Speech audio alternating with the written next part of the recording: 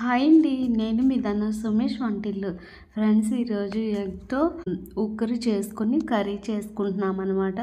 దానికోసం ఒక కళాయి పెట్టుకొని కొద్దిగా ఆయిల్ వేసుకొని మనం తెచ్చుకున్న గుడ్లను వాటిలో వేసేయాలి. వాటిని మెల్లగా కలపాలన్నమాట. కొద్దిగా సాల్ట్ వేసుకొని మెల్లగా కలపాలి. పెద్ద పెద్ద ముక్కల్లాగే ఉండాలి. చిన్న చిన్న ముక్కలు అయితే కర్రీ అనేది బాగోదన్నమాట.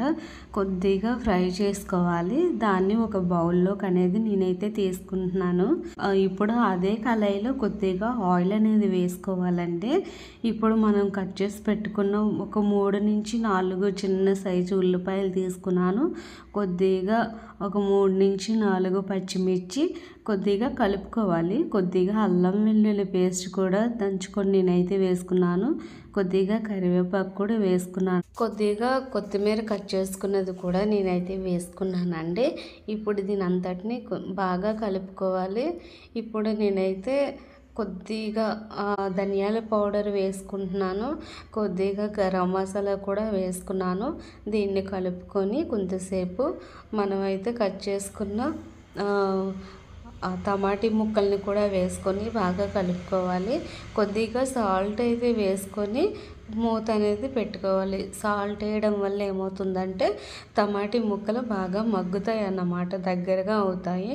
ఇప్పుడు నాకైతే మాత్రం ఇలా మూత పెట్టుకోవడం వల్ల ఆవిరంతా పోయి ఇవి ఇంగ్రీడియంట్స్ అన్నీ కూడా దగ్గరగా అవుతాయి అన్నమాట. కొద్దిగా కలుపుకొని నేనైతే ఒక చిటికెడు పసుపు అనేది వేసుకున్నాను. ఒక 2 టేబుల్ స్పూన్ కారం కూడా వేసుకున్నాను. ఇప్పుడు కొద్దిగా ఎగ్ మసాలా కూడా వేసుకున్నానండి నేనైతే. ఇప్పుడు చూస్తున్నారు కదా, ఇలా కలుపుకోండి. మరొక 2 నిమిషాలు మూత అనేది పెట్టుకోవాలి. ఇలా మూత పెట్టుకోవడం వల్ల ఏదైనా వాటర్లో ఉంటే అది అనేది బయటికి పోతుంది.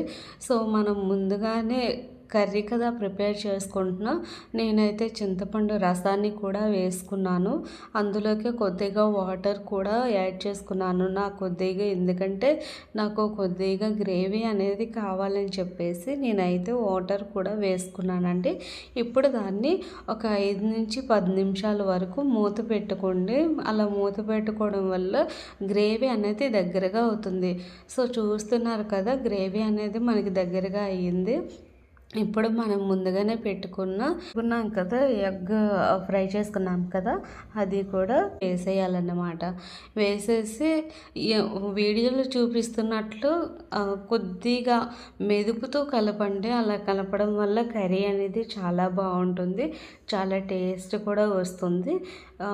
ఇప్పుడు మరొకసారి మూత అనేది పెట్టుకొని ఒకసారి మూత అనేది 2 నిమిషాలు అయ్యాక తీసేస్తే దగ్గరగా గ్రేవీతో పాటు మనకి కర్రీ అనేది ప్రిపేర్ అయిపోతుంది.